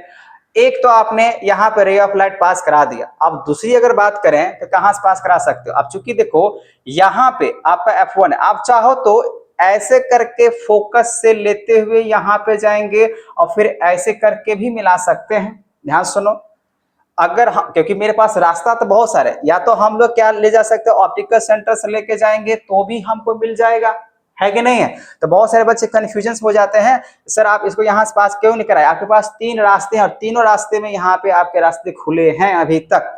तो आप यहाँ से अगर फोकस से लेके जा रहे हो और यहाँ पे गया, तो जाने के बाद ये ऐसे करके पैरेलल हो जाएगा कि नहीं हो जाएगा। तो जब हो जाएगा तो थोड़ा सा ये आप फ्री हैंड से बना रहे हैं, तो थोड़ा सा समझने की कोशिश करो। मान लो यहाँ पे आपका 2f क्या था 1, तो इंटरसेक्शन यहाँ पे हो रहा है ना, हो रहा है कि नहीं हो रहा है, यहाँ पे हो रहा है, क्या नजर आ रहा है। तो भैया हम ऐसे करके प्रिंसिपल फोकस से लेके गए और आफ्टर यहाँ पर रिफ्रैक्शन हमने पैरेलल करा दिया, रूल्स है ना, कर सकते, ऐसे भी कर सकते, फिर भी आपका इमेज f और 2f के बीच में ही मिल रहा है, ठीक है ना। ये 2 है, सॉरी ये 2f2 है, f2 और 2f2, ठीक है। और यहाँ पे 1 तो ऑलरेडी लिख चुके हैं। तो ये ऑब्जेक्ट तो मेरे पास एक तो फायदा है ना, जो एक तो हम लोग ऐसे करके ले गए प्रिंसिपल एक्सिस के पैरेलल, और आफ्टर रिफ्लेक्शंस मतलब आफ्टर रिफ्रैक्शंस हमने फोकस प्रिंसिपल से पास करा दिया, है कि नहीं। दूसरी बात, आप यहां से लेके जाओ, प्रिंसिपल फोकस से लेके जाओ, प्रिंसिपल फोकस से लेते हुए चला गया और उसके बाद आफ्टर यहाँ पर रिफ्रैक्टेड क्या कर सकते, ऐसे करके पैरेलल करा सकते हो, इसमें कोई तो दिक्कत नहीं है। अब यहां जो फिगर आपको दिख रहा है बच्चा, यहां पे क्या किया है, ऑप्टिकल सेंटर से भी लेके गया है, तो ऐसे भी करा सकते हैं और दोनों केस में इमेज आपको कुछ वैसा ही मिलेगा। बात समझ में आया। तो चाहे आप ऐसे बनाओ चाहे ऐसे बनाओ, कोई दिक्कत वाली बात नहीं होगा, क्योंकि आपके पास रास्ते हैं, मिलवे करेगा। तो बात समझ में आ गया। कहानी यहाँ पे यही है जो भैया जब हम बियॉन्ड अगर 2f1 में रखते हैं तो इमेज का जो पोजीशन है f2 और 2f2 के बीच में है, यहाँ पे दिख रहा है। दूसरी बात, ये अपने आप एक्चुअल में इंटरसेक्शंस हो रहा है, और जहां पे रिफ्रैक्टेड रे, ध्यान देना, जहां पे रिफ्रैक्टेड रे अगर एक्चुअल में अगर इंटरसेक्ट करता है, एक्चुअल में मिट करता है, वो बनाता है आपका नेचर रियल एंड इन्वर्टेड। वो आपका नेचर कैसे बनाएगा, रियल एंड इन्वर्टेड। और इसका पोजीशन मतलब इमेज का जो साइज होगा, जैसे आप यहाँ पे देख सकते हो, वो डिमिनिश्ड हो जाएगा। जब इनफाइनाइट पे था तो पॉइंट साइज का था, लेकिन जैसे जैसे, ध्यान सुनना बच्चा, जैसे जैसे हम लोग आगे की तरफ बढ़ेंगे ना, जैसे जैसे आगे की तरफ बढ़ेंगे वैसे वैसे इमेज आपका थोड़ा बड़ा बनते चला जाएगा, ठीक है, ये आपको ध्यान रखना है। तो इनफाइनाइट तो हो गया। दूसरी बात, यहाँ पे व्हेन ऑब्जेक्ट बियॉन्ड 2f1 हो गया, तो ये भी आपको समझ में आ गया। अब अगला केस समझते हैं। अगला केस यहाँ पे है when object is at 2f1, तो बहुत ही सिंपल है, वही बात है, आपको यहाँ पे लेने पड़ेंगे एक कॉन्वेक्स लेंस, फिर ये लेना पड़ेगा यहाँ प्रिंसिपल एक्सिस, यहाँ पे लेना पड़ेगा आपको f2, यहाँ पे लेना पड़ेगा 2f2, ठीक है ना। 2 टाइम्स यहाँ पे दूसरा पहला वाला रखे फोकस, यहाँ पे दूसरा ही वाला है, लेकिन मतलब पहला वाला भी दूसरा वाला, ठीक है। अब हमको ये रहा आपका ऑप्टिकल से मतलब क्या इसको बोलते हैं भैया, लेंस। ये लेंस यहाँ पे क्या होता है, ऑप्टिकल सेंटर, ये आपको मालूम है। अब कह रहा है यहाँ पे case when object is at 2f1, है ना। जब हम लोग यहाँ पे 2f1 पे ऑब्जेक्ट को रखना चाह रहे हैं, यहाँ पे अगर यहाँ पे अगर ऑब्जेक्ट को रखते हैं तो चलो ये ए हो गया, ये बी हो गया। अब ऐसे करके लेके चलो, क्योंकि देखो ऑब्जेक्ट जहां पर रहेगा उधर से ना हम लोग यहाँ पे उसका फोकस की बातें करेंगे। तो ऐसे करके ले गए, ऐसे इंसिडेंट रे पास कराएंगे, मतलब जहां पर ऑब्जेक्ट रहेगा उसके सामने ही इंसिडेंट रे पास करने चाहिए उसी के। तो यहाँ पे गया, यहाँ जाने के बाद आपको कहां से पास कराना है, फोकस। ये तो आपको पता ही F2 से पास होगा। तो पहला केस तो आप यहाँ समझ में आ गया। अब दूसरा केस क्या है, या तो आप F1 से भी लेके जा सकते हो, इसमें कोई दिक्कत वाली बात नहीं है, या तो आप ऑप्टिकल सेंटर से भी लेके जा सकते हो, उस पर भी कोई बात नहीं है। हम यहाँ पे क्या करते हैं, ऐसे करके फोकस से लेके जाते हैं यहाँ पे आगे थोड़ा हैंड फ्री बना रहे हैं, तो हो सकता है थोड़ा टेढ़ा मेढ़ा नजर, लेकिन केस मालूम है तो आप बना सकते हो। अब यहाँ पे आने के बाद जैसे ये आपके क्या हुआ, ये आपका इंसिडेंट रे, ऐसे करके आया। अब इंसिडेंट रे जैसे ही यहाँ पे लेंस पे, ये लेंस है ना, ये सेंटर वाला जो दिख रहा है ये लेंस है, इस पे जैसे स्ट्राइक करेगा तो फिर ये पैरेलल हो जाएगा ऐसे करके, ठीक है। तो यहाँ पे लगभग मान लो, तो ये ध्यान दो, यहाँ पे कहाँ पे नजर आ रहा है, 2f2 पे ही नजर आ रहा है। तो देखो होता क्या है, हुआ क्या है। तो जब हम लोग प्रिंसिपल एक्सिस के पैरेलल लेके गए तो आफ्टर यहाँ पर रिफ्रैक्शन मतलब F2 से पास कराएंगे, ये तो आप पहले से क्लियर है। तो हम लोग यहाँ पे जब दूसरा इंसिडेंट रे को पास कराने का अगर होगा तो हम लोग F1 से भी पास करा सकते हैं, जब प्रिंसिपल फोकस से जाएगा और आफ्टर रिफ्रैक्शंस वो बेंड कर जाएगा प्रिंसिपल एक्सिस के, बनेगा कि नहीं बनेगा। तो उस केस में भी यहाँ पे इमेज कहां पे लेके बन रहा है, 2f2 पे बन रहा है। अब यहाँ देखो जो पहले से इमेज बना हुआ, यहाँ पे क्या हुआ, जब इस तरीके से हम लोग लेके अगर चलते हैं प्रिंसिपल एक्सिस के पैरेलल, ये तो प्रिंसिपल एक्सिस के पैरेलल पहला वाला केस तो सब जा रहा है, ठीक है ना। तो यहाँ पे प्रिंसिपल एक्सिस के पैरेलल गया, और फिर यहाँ पे आफ्टर रिफ्रैक्शंस वो बेंड करेगा F2 से, चलो ये भी सही है। लेकिन ये वाला बच्चा क्या किया है, ये पास करा दिया है कहां से, ऑप्टिकल सेंटर से। तो ऑप्टिकल सेंटर से ऐसे ले गए, सीधा आया, फिर भी यहाँ पे इसका यही बन रहा है। जैसे यहाँ पे आपका बन जाएगा B डैश, ये बनेगा A डैश, ठीक है ना। और ये बना दिया आपका B डैश, ये बना दिया आपका A डैश, मतलब उल्टा बनेगा। तो उल्टा ही होता है, उल्टा लिखा गया, यहाँ हो जाएगा B डैश, उल्टा है, उल्टा होना चाहिए ना, उल्टा सीधा। चलो कोई दिक्कत नहीं है। तो B से B डैश, तो A लिखे थे ना हम, सही तो लिखे थे। ये हो जाएगा A डैश, ये हो जाएगा B डैश, उल्टा ऐसे हो जाएगा हेड। इसका हेड इधर है ना, इसका हेड इधर है तो सीधा इधर आ जाएगा। तो ये B पे हेड है तो B इसका हेड इधर आ जाएगा, है कि नहीं। तो दोनों सही है भैया, मतलब यहाँ पे कहना यही था, जो दोनों केस अगर आप ऐसे डायग्राम फॉर्म करते हो या ऐसे फॉर्म करते हो, दोनों केस में आपका डायग्राम सही होगा, इसमें कोई दिक्कत वाली बात नहीं होना चाहिए। बात समझ में आ रहा है। चलो अब अगला हम लोग देखते हैं। अगला, अच्छा इसमें भी वही चीज है, कैरेक्टर थोड़ा सा समझ लें। इमेज का पोजीशंस कहां बनेगा, 2f2 पे ही बनेगा, और ये एक्चुअल में मीट करा, इसी वजह से क्या हो जाएगा, ये आपका रियल एंड इन्वर्टेड हो जाएगा। बाकी बात सेम साइज का होगा। देखो जितना ऑब्जेक्ट का हाइट होगा, साइज होगा, उतना ही आपका इमेज का हाइट या साइज होगा, ये ध्यान रखना। जैसे सेंटर ऑफ कर्वेचर पे, मिरर में क्या था, जब हम लोग सेंटर ऑफ कर्वेचर पे अगर ऑब्जेक्ट को रख रहे थे तो वहां पे इमेज जो बन रहा था वो भी आपका सेम साइज का ही बन रहा था, है ना। चलो अगली बात, चौथी बात यहाँ पे ये है, when object is between F1 and 2f1। तो फिर से वही कहानी है, आपको फिर से यहाँ पे लेंस लेने हैं। ये आपका प्रिंसिपल एक्सिस है, ये F1 हुआ, ये 2f1 हुआ, ये F2 हुआ, और ये इसका दुन्ना 2f2 हुआ, ठीक है ना। 2 टाइम्स यहाँ पे इस तरीके से हुआ। अब कहानी ये है, तो अभी तक तो हम लोग यहाँ तक पहुंच गए। अब बोला गया F2f1 और F1 के बीच में अगर आप ऑब्जेक्ट को रखते हो तो भैया बताओ इसका क्या कहानी बनेगा। तो कहानी तो यही बनेगा, ऐसे करके लेके गए, ठीक है, यहाँ पे आपका है, और यहाँ जाने के बाद आपको क्या करना होगा, F2 से ही पास करना होगा। अब यहाँ से भी हम पास करा सकते हैं, इसमें कोई दिक्कत वाली बात है नहीं। जैसे ये ऑप्टिकल सेंटर है तो यहाँ से भी पास अभी करने की क्षमता है, लेकिन थोड़ा सा लेंस मुझे ज्यादा बड़ा करना पड़ेगा। मान के चलो हम लेंस बड़ा कर लिए हैं, मान के चलो, ठीक है ना। और ये बिल्कुल ऐसे करके आ रहा है ना, मान के चलो। अब इसके बाद यहां से ऐसे करके लेके जाएंगे और आगे बढ़ाएंगे, तो होगा क्या बच्चा, इसको तो हम हटा नहीं सकते हैं क्योंकि ये PDF है। तो ऐसे करके गया और फिर यहाँ पे ऐसे करके गया, आप इसको बढ़ा देते हैं, ठीक है, तो क्या नजर आ रहा है आपका इमेज, यहाँ पे क्या नजर आ रहा है, ये देखो 2F1 के बाद ही बन रहा है, बनबे करेगा, जब पेंसिल से स्केल से लेके यूज करके बनाएंगे तो बनबे करेगा। बस हम यहाँ पे दो दो आपको इमेज डायग्राम बना के दिखा रहे हैं। एक आप यहाँ पे देख रहे हो जो ऑलरेडी बना हुआ है, जो centre of curvature sorry optical centre से बार बार लेके जा रहा है ना, ये ऑप्टिकल सेंटर से लेके जा रहा है। लेकिन हम यहाँ पे दोनों, ये भी सही है ये भी सही है, मतलब हम यहाँ पे एक बार लेके जा रहे हैं फोकस से, फिर स्ट्राइक करवा के पैलेट करवा दे रहे हैं, है ना, और ये ऑलरेडी बना हुआ है। तो इसीलिए आपको ध्यान देना है, मेरे पास जो रास्ते होंगे वो सारे रास्ते हम लोग अपना सकते हैं। बहुत सारे बच्चे होते हैं जो बार बार ऑप्टिकल सेंटर से लेके पास कराते हैं, कोई दिक्कत नहीं, करा सकते हो। लेकिन भैया मेरे पास जब है रास्ते हैं प्रिंसिपल फोकस से ले जाने के लिए, तो हम ले जा सकते हैं और पैलेट करा सकते हैं, तो कर सकते हैं। तो दोनों केस आपका सही है और ऐसा ही बनेगा इमेज। तो इमेज का जो पोजीशन होगा वो 2F2 का बियॉन्ड बनेगा, इधर बनेगा, जैसे कि आप वहां भी देख रहे हो, ठीक है ना। और नेचर कैसे बनेगा, रियल एंड इन्वर्टेड बनेगा, क्योंकि यहाँ पे भी आपका एक्चुअल ही मीट कर रहा है ना। और देखो जैसे जैसे मैंने बोला भैया यहाँ पे ऑब्जेक्ट का जो साइज दिख रहा है, और फिर जैसे जैसे आगे की तरफ जाएंगे तो ये ऑब्जेक्ट का जो साइज था वो तो ठीक है, लेकिन इमेज का जो साइज होगा वो बड़ा होते चला जाएगा, तो यहाँ पे हो जाएगा इनलार्ज, ठीक है, इनलार्ज। ये ध्यान रखना, इमेज का पोजीशन बियॉन्ड 2F2 होगा, नेचर ऑफ इमेज की बात करें रियल एंड इन्वर्टेड होगा और इनलार्ज होगा। ध्यान रखना, जैसे जैसे हम लोग आगे की ओर बढ़ेंगे वैसे वैसे ऐसा चीजें होता चला जाएगा, ठीक है। तो बात समझ में आ गया। अब आते हैं fifth number case.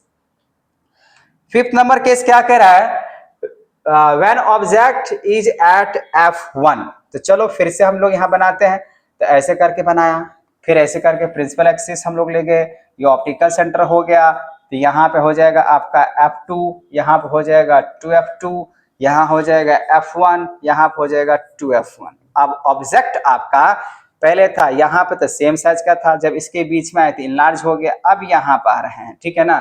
Fifth number case है, अब ऑब्जेक्ट को जब यहाँ पे लेकर आ गए तो एगो तो केस है, यहाँ से लेके जाएंगे फोकस से पास करा देंगे, F2 से पास करें, इसमें कोई दिक्कत नहीं। लेकिन यहाँ पे मेरे को दिक्कत हो गया, क्योंकि इस बार हम फोकस से लेके नहीं जा सकते हैं, मतलब अब यहाँ से ऐसे करके लेके नहीं जा सकते हैं। तो अब मेरे पास रास्ता बस एक क्यों है, वो रास्ता ऑप्टिकल सेंटर वाला, इसमें दोनों सेम ही बनेगा, ऐसे करके जाएगा, दोनों क्या हो जाएगा पैरेलल, सेम बनेगा, मतलब यहाँ पे मेरे पास रास्ता नहीं है। जैसे फर्स्ट केस में इन्फानाइट पे था तो F2 पे बना था, मतलब यहाँ पे बना था, यहाँ बना था, पॉइंट साइज के बना था। उसके बाद जैसे जैसे हम लोग बियॉन्ड 2F1, फिर बियॉन्ड अगर बातें करें क्या था, बियॉन्ड 2F1, फिर 2F1, फिर 2F1 और F1 के बीच में रखा, तो उस समय तो हम लोग के पास रास्ते थे, हम लोग लेके जा रहे थे। लेकिन यहाँ पे मेरे पास रास्ता नहीं है। फिलहाल ये दोनों जो आपको रिफ्रैक्टेड रे दिख रहा है ये पैरेलल नजर दिखता है, ठीक है ना। तो पैरेलल तो आपको पता ही है, जब पैरेलल लाइन कभी भी इंटरसेक्शंस नहीं करता है, मीट नहीं करता है, तो फिजिक्स में एक्सेप्शन है। और नया वाले बुक में लिख दिया कि भैया इसका इमेज कहीं पे भी नहीं बनेगा, अगर बनबो करेगा तो इन्फानाइट पे बनेगा, वैसे एनसीईआरटी ने बोल दिया नहीं बनेगा। जब इन्फानाइट पे कहाँ देखे तो छोड़ दो, नहीं बनेगा। तो इमेज का जो पोजीशन है वो एट इन्फानाइट पे जरूर बनेगा, एनसीईआरटी कह रहा है नहीं बनेगा। Nature of image real and inverted होगा और साइज होगा वो हाईली इनलार्ज इन्फानाइट पे अगर बनेगा तो, ठीक है।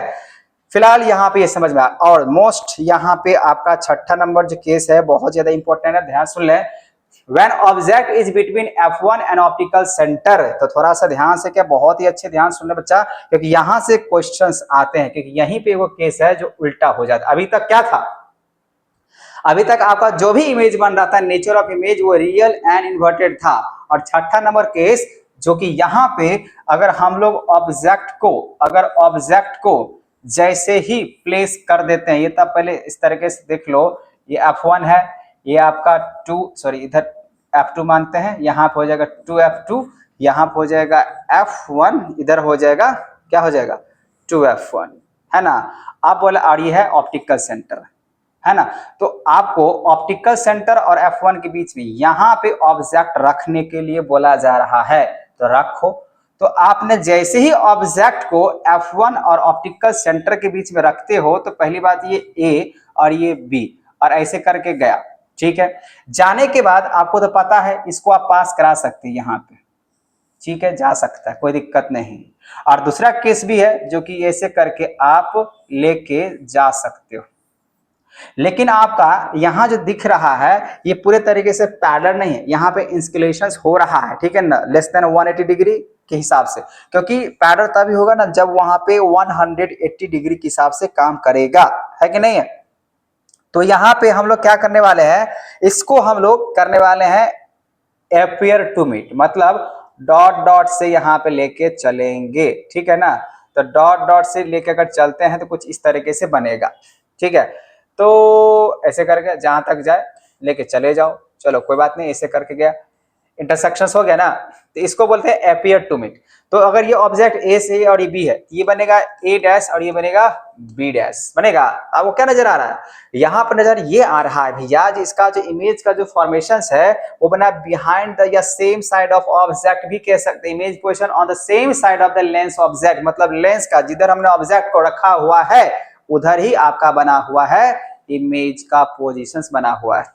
साइज की अगर बातें करें तो इनलार्ज बन जाएगा, ठीक है ना, इनलार्ज साइज है ना, ऑब्जेक्ट से ज्यादा बड़ा बन गया है। और क्या बनेगा भैया, जब हम इसको डॉट डॉट से बना है, एपियर टू मीट करवाए हैं, तो एपियर टू मीट में जो नेचर ऑफ जो इमेज बनता है वो बन जाता है आपका भैया वर्चुअल एंड इरेक्ट। क्या बन जाएगा, वर्चुअल एंड इरेक्ट। बातें समझ में आ गया, कोई दिक्कत है, यहां तो कोई दिक्कत नहीं है। चलो अब आगे की तरफ बढ़ते हैं। अब है rules for image formations by concave lens. ध्यान से सुन लो, अब ये चीजें अगर समझ में नहीं आया होगा कॉन्वेक्स का, तो वीडियो को थोड़ा सा पीछे कर करके मेरे बातों को समझने की कोशिश करो। मैं आसान भाषा में समझाया हूं और कोशिश किया हूं, नहीं समझ में आया है फिर भी तो आप मुझे कमेंट जरूर करना, उसके लिए प्रॉपर हम लोग अलग अलग छोटा छोटा वीडियो बना के पढ़ सकते हैं, ठीक है। चलो क्या ये तो समझ में आ गया। अब आते हैं हम लोग rules for image formations by concave lens. आप कॉनकेव लेंस के लिए आपको पता ही, जिसको डाइवर्जिंग लेंस की बोलते हैं। तो इस बार जो इसका हम लोग इमेज बनाएंगे वो कैसे बनता है, मतलब लेंस ऐसे बनाओ, ठीक है, इस तरीके से बनाया, ये आपका इसमें भी वैसे ही रहेगा, प्रिंसिपल एक्सिस रहेगा। यहाँ भी आपका क्या होगा f2, इधर 2f2, इधर बन जाएगा f1, इधर बन जाएगा 2f1। पहला केस क्या कह रहा है, अच्छा ये तो केस यहाँ पे आगे इमेज फॉर्मेशन बताना शुरू कर दे। रूल्स फॉर इमेज फॉर्मेशन वही चीज है भैया, कहाँ समझोगे यहाँ पे, जब प्रिंसिपल एक्सिस के ऐसे लेके जाओ पैरल और जैसे रिफ्रैक्ट करेगा तो इस तरीके से भागा, लेकिन पास कहाँ से कराना होगा, फोकस से पास कराना होगा, ठीक है। दूसरा रूल क्या है, ray of light appearing meet the principal focus to concave lens will emerge parallel to the principal axis. मतलब ये देख रहे हो, हम प्रिंसिपल एक्सिस के पैरेलल लेके जा रहे हैं तो कहाँ से जाके पास होगा, फोकस से। और जब वही अगर हम लोग फोकस से लेके पास कराएंगे ऐसे करके, तो आफ्टर इमर्जिंग या रिफ्रैक्शंस वो क्या हो जाएगा, पैरेलल हो जाएगा प्रिंसिपल एक्सिस का। वही वाला बात है जो आपको पहले से मालूम है कॉन्वेक्स लेंस वाला, ठीक है, वही है, ठीक है ना, तो कोई दिक्कत नहीं होना चाहिए। ये वाली बात आते हैं, ray diagram of image form by concave lens. ध्यान रखना, जो हमने फिर से ध्यान सुनो, बोलेंगे सर इसका इमेज फॉर्मेशन हमने बात नहीं की, वही है जो प्रिंसिपल एक्सिस को लेके जाओ पास कराओ, आफ्टर रिफ्रैक्शंस फोकस से पास कराते हैं ना, प्रिंसिपल फोकस से, या प्रिंसिपल फोकस से लेकर जाते हैं तो आफ्टर रिफ्रैक्शन जो होता है इमर्जिंग क्या होता है, प्रिंसिपल एक्सिस के पैरेलल हो जाता है, फिर ऑप्टिकल सेंटर से लेके जाएंगे, ऑप्टिकल सेंटर से लौटा देते हैं, वही बतवा है कॉनकेव लेंस वाला भी, ठीक है। अब समझो, इसका दो केस है, समझ लेते हैं। बोला गया रे diagram of image form by concave lens, अगर हम ऑब्जेक्ट को कहां पर रख रहे हैं, when object is placed at infinite, वही है बच्चा।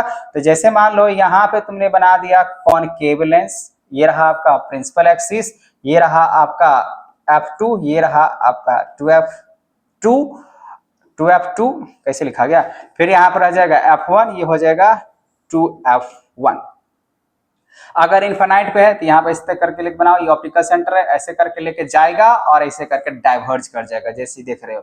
अब उसके बाद क्या होगा, इसको डॉट डॉट करके पीछे घुमाना पड़ता है। तो ये आपका कहाँ से आ रहा है, इनफिनाइट से, ये भी ऐसे करके गया, फिर ये डाइवर्ज किया, इसको भी क्या डॉट डॉट डॉट, तो यहाँ पे तो आप इस पे ध्यान दो, इस पे ध्यान दो।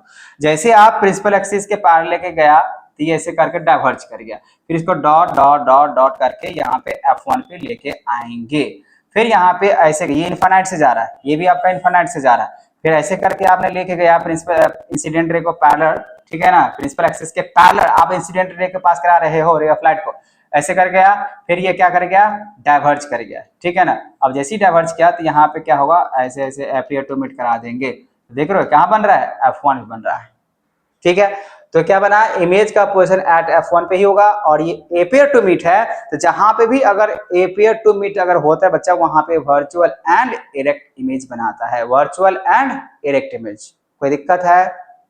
बाकी बात, जब भी अगर इन्फानाइट से अगर कोई भी ऑब्जेक्ट को पास कराते हैं और जब वो रिफ्रैक्टेड रे जब वहां पे इंटरसेक्शंस हो जाता है, तो हमेशा पॉइंट साइज का ही बनाता है, इसलिए पॉइंट साइज का ही और हाईली डिमिनिश्ड बनाएगा। कोई दिक्कत है? नहीं होना चाहिए, क्योंकि आपको रिफ्रैक्शंस अगर रिफ्लेक्शंस वाला जो कॉन्वेक्स लेंस कॉन्केव लेंस के बारे में अगर बात समझ में आ चुका होगा, तो ये भी आपको अच्छे से समझ में आ जाएगा। यहां पर देखो second case, when object is placed between infinite and optical centre, यहां पे भी वही केस है भैया, जब आपका ये ऑप्टिकल सेंटर है और ऑप्टिकल सेंटर से बियॉन्ड अगर इन्फानाइट के बीच में ऑप्टिकल सेंटर ये रहा, और उसके ऑप्टिकल सेंटर और इन्फानाइट के बीच में अगर ऑब्जेक्ट को अगर रख रहे, तो मान लो यहाँ पे रखे, तो यहाँ पे जाने के बाद ऐसे करके डाइवर्ज करेगा, फिर इसको एपियर टू मीट जो कि फोकस से पास करेंगे, ये आपका f1 है, और दूसरा तो यही ना, जो ऑप्टिकल सेंटर से लेके जाएंगे ऐसे करके उसी रास्ते से आएगा, तो आपको क्या नजर आ रहा है, यहाँ पे इमेज बन रहा है कहाँ पे, f1 और o के बीच में बन रहा है ना। तो आपको क्या समझ में आना चाहिए, इमेज पोजीशन जो बनेगा बिटवीन f एंड o के, f1 और o मतलब ऑप्टिकल सेंटर के बीच में ही बनेगा, हमेशा ध्यान रखना। पहला वाला फोकस प्रिंसिपल फोकस और ऑप्टिकल सेंटर के बीच में ही बनेगा अगर कॉनकेव लेंस में ऑब्जेक्ट को ऑप्टिकल सेंटर और इन्फानाइट के बीच में रखते, कहीं भी रखते हैं, ठीक है ना। इसी वजह से यहाँ पे ये रहा ऑप्टिकल सेंटर और ये इन्फानाइट मान के चलते, इसके बीच यहाँ जो ऑब्जेक्ट को रखे हैं, जब ऐसे इंसिडेंट रे के लेके गए, तो आपको पता है ये डाइवर्जिंग लेंस से डाइवर्ज करिए, उधर की तरफ भाग गया, उसको डॉट डॉट करके इधर लेके हम लोग फोकस से पास करवा दिए, और दूसरा तो आपको पता ही है जिसका कोई नहीं, वो ऑप्टिकल सेंटर जिससे सेंटर ऑफ कर्वेचर, ठीक है ना, वैसे ही हम इसको पास करा देते हैं और हमको इमेज मिल जाता है। तो आई होप आपको कॉन्वेक्स लेंस और कॉनकेव लेंस का इमेज फॉर्मेशन आपको समझ में आ गया होगा रे डायग्राम के थ्रू, है ना। अब हम लोग यहाँ पे आते हैं फॉर्मूला या साइन कन्वेक्शंस का। देखो बच्चा, साइन कन्वेक्शंस वही वाला है जो आपने स्फेरिकल मिरर का सुना था, समझा था, ठीक है। इसमें भी क्या होगा, ध्यान सुन लो, बाकी में थोड़ा सा चेंजेस है, जैसे sign conventions are similar to that one used for spherical mirror, so except that measurement are taken from optical centre of the lens. जैसे हम लोग मिरर में क्या करते हैं, मिरर से मेजर कर रहे थे, इसमें हम लोग कहां से मेजर करेंगे, ऑप्टिकल सेंटर से मेजर करेंगे। आप समझो इसको, जैसे अगर आप लेंस इस तरीके से बनाते हो, ठीक है ना, तो ऑब्जेक्ट अगर इस डायरेक्शन में रखते हो, तो इस ये रहा ऑप्टिकल सेंटर, इस डायरेक्शंस में u मतलब ऑब्जेक्ट डिस्टेंस इसका नेगेटिव होगा, और ये f1 जो दिख रहा था, अब इसको हम लोग कहेंगे फोकल लेंथ, तो इसका फोकल लेंथ भी नेगेटिव बनेगा, कॉन्वेक्स लेंस का है, ठीक है ना। और ये हाइट ऑफ इमेज हुआ, तो हाइट ऑफ इमेज को ho बोलते हैं, जो कि हमेशा पॉजिटिव होता है। अगर इमेज का जो पोजिशन है जितना भी था अभी कॉन्वेक्स लेंस में, इमेज छठा नंबर केस छोड़ के जहां पे f1, ठीक है ना, और ऑप्टिकल सेंटर के बीच में जब रखे थे, तो बिहाइंड सेम साइड अगर कहा जाए लेंस का बना था, तो वहां पे तो अलग बात हुआ, लेकिन आपका जितना भी इमेज जो बना था सब यहाँ पे नीचे बन रहा था ना। तो अगर इस डायरेक्शंस में अगर आपका इमेज बन जा रहा है, ठीक है ना, तो आपको देखो ये आपका मिरर है, मतलब लेंस है, और लेंस के इस डायरेक्शंस में अगर बन जा रहा है तो पॉजिटिव बनेगा। अब यहाँ पे पॉजिटिव तो बन रहा है, यहाँ भी पॉजिटिव बन रहा है इस डायरेक्शंस में, ठीक है ना, ध्यान रखना। तो इस तरीके से हम लोग इसका निकाल सकते हैं। बाकी बात, अगर इमेज का साइज की अगर बात करें, हाइट ऑफ इमेज की अगर बात करें, अगर ऊपर में बन रहा है तो पॉजिटिव है, नीचे अगर बन गया तो नेगेटिव है, ठीक है। यही चीजें हैं, आपको दोनों केस में ध्यान रखना पड़ेगा। बाकी बात, कॉनकेव की अगर बातें करें, तो कॉनकेव में क्या था, ऐसे करके यहाँ पे f1 था, सब इधर ही बन रहा था ना, तो वैसे करके जस्ट अपोजिट, ठीक है, ये ध्यान रखना, जस्ट अपोजिट। अब यहाँ पे जो लेंस फॉर्मूला है वो कैसा होगा, 1/v - 1/u = 1/f। अब इसमें मैग्निफिकेशन का फॉर्मूला जो होता है वो वही होगा जो हम लोगों ने क्या बोलते हैं मिरर में पढ़ा था। तो इसका मैग्निफिकेशन का ही फॉर्मूला जो बनेगा, height of image by height of object, यही बनेगा। और दूसरा जो बनेगा मैग्निफिकेशन का फॉर्मूला, वो बनेगा आपका v/u, यहाँ पे माइनस नहीं लगेगा, यहाँ पे पॉजिटिव रहेगा, ठीक है ना, ये आपको ध्यान रखना। The lens formula is gives the relations between object of distance को बोलते हैं u, इमेज डिस्टेंस को बोलते हैं v, एंड फोकल लेंथ को बोलते हैं हम लोग f, एक्सप्रेस करते हैं। ठीक है, बस मेजर ध्यान रखना है। बाकी देखो वहीं पे लिखा हुआ साइन कन्वेक्शन सिमिलर होगा, जो हम लोग स्फेरिकल मिरर में यूज किए सेम वैसा ही होगा जैसा हम लोग उसमें पढ़े हैं। ठीक है, चलो अब यहाँ पे एक लास्ट टॉपिक है पावर ऑफ लेंस। तो पावर ऑफ लेंस किसको कह सकते हैं बच्चा? पावर ऑफ लेंस किसको कह सकते हैं? The ability of lens to converge या diverge light ray depends on focal length. किस पे डिपेंड करता है? फोकल लेंथ पे, उसी को बोलते हैं पावर ऑफ लेंस। ठीक है, convex lens of short focal length होता है, ध्यान रखना, कॉन्वेक्स लेंस में शॉर्ट फोकल लेंथ होता है, बेंड्स जो करेगा light ray through the large angles and focus closer to the optical centre पे होगा। कॉनकेव लेंस की बात करें, वेरी शॉर्ट फोकल लेंथ होता है और हाइयर डाइवर्ज कर जाता है, that one with the longer focal length बनाता है। जैसे कि आप लोग अभी ऐसे करके बना रहे थे ना, तो इस तरीके से तो इसका ज्यादा ही जो है ना फोकल लेंथ बना रहा था, लॉन्गर। कॉनकेव लेंस और वेरी शॉर्ट फोकल लेंथ तो होबे करेगा, सॉरी, और हाइयर डाइवर्ज कर जाएगा। डाइवर्ज की मैंने बात बोला था, ये बहुत ज्यादा ही क्या करता है, डाइवर्ज बना देता है कि नहीं है? अभी हम लोग देखे थे ना। अब इसके बाद पावर ऑफ लेंस की अगर बातें करें, जो रेसिप्रोकल होता है फोकल लेंथ का, है ना, तो ध्यान रखो ये रहा आपका फॉर्मूला। जो पावर ऑफ लेंस का फॉर्मूला होता है रेसिप्रोकल ऑफ फोकल लेंथ। अब द एसआई यूनिट अगर बात करें पावर ऑफ लेंस का, क्या होता है? डायोप्टर, जिसको मीटर से हम लोग मेजर्स करेंगे। तो वन डायोप्टर जो होगा, भैया ध्यान समझ लिख लो, नहीं हो रहा है तो ऑब्जेक्टिव क्वेश्चन यहाँ से आते हैं। One dioptre is the power of lens which focal length is 1 metre. तो वन डायोप्टर जो होगा 1/mb लिख सकते हैं, ठीक है ना। The power of convex lens is positive होता है, हमेशा ध्यान रखना, कॉन्वेक्स लेंस का जो पावर होता है वो पॉजिटिव होगा, and that of concave lens का क्या होगा? नेगेटिव होगा। ध्यान रखना यहाँ पे इस बात को ऑब्जेक्टिव क्वेश्चंस के लिए।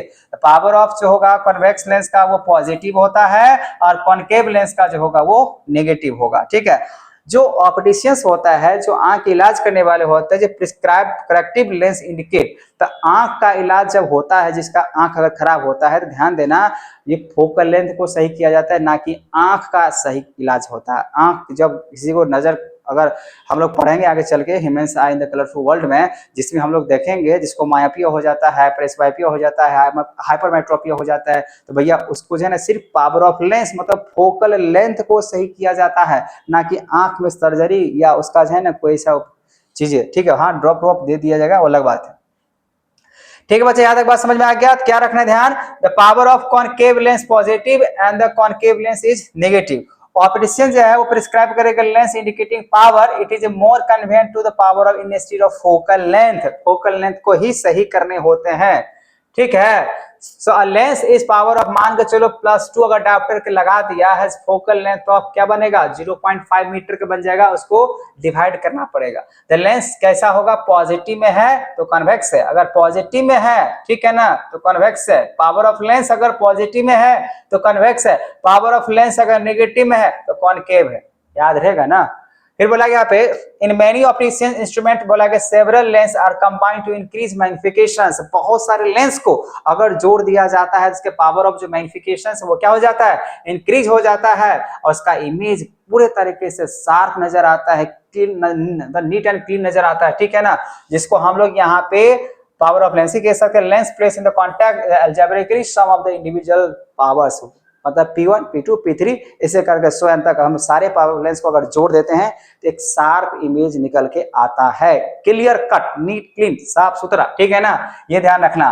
क्या समझ में आया? जब बहुत सारे जो ऑप्टिकल इंस्ट्रूमेंट होता है वो सेवरल लेंस को कंबाइन कर दिया जाता है, जिससे क्या होता है? उसके पावर मतलब जो मैग्निफिकेशन है वो इंक्रीज हो जाता है। जब मैग्निफिकेशन अगर आपका इंक्रीज करेगा तो साफ सुथरा इमेज बन के तैयार हो जाता है। ठीक है बच्चा। During I testing on opticians put several corrective lens, जब आप इलाज कराने के लिए जब जाते हो आंख का, बहुत सारे बच्चे ऐसे होंगे, तो उसका जो है ना अलग अलग लेंस रख के बोलता है भैया देखो लेटर ए नजर आ रहा है, बी नजर आ रहा है, सी नजर आ रहा है, ये नजर आ रहा है, वो नजर आ रहा है। जब आप कहोगे हाँ ये नजर आ रहा है, तो उसी से वो सेट कर दिया है, तो भैया इसका जो है ना करेक्ट जो है लेंस यही होगा, +2 होगा, -2 होगा, क्या होगा नहीं होगा वो सीधा कर लेता है।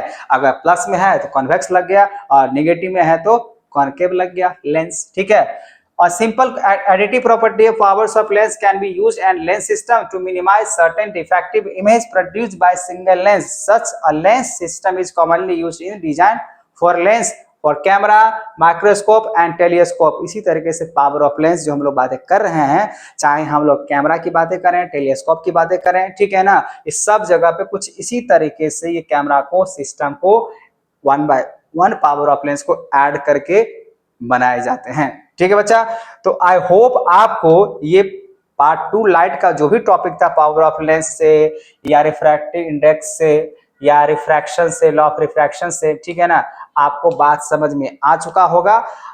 अगर नहीं भी आया है तो आप मुझे कमेंट करके बताओ, आपको मैं समझाने का और कोशिश करूंगा। ठीक है, तो मिलते हैं नेक्स्ट वीडियो में। अब आपको न्यूमेरिकल क्वेश्चंस में आपको सॉल्व करके दिखाऊंगा लेंस से, मतलब रिफ्रैक्शन से, चाहे कॉनकेव लेंस की बातें करें, कॉन्वेक्स लेंस की बातें करें, मैग्निफिकेशन से, और भी सब कंबाइंड क्वेश्चंस हम लोग जो है ना कुछ देखेंगे, समझाएंगे, जिससे आपका कॉन्सेप्ट क्लियर हो जाएगा। ठीक है, थैंक यू।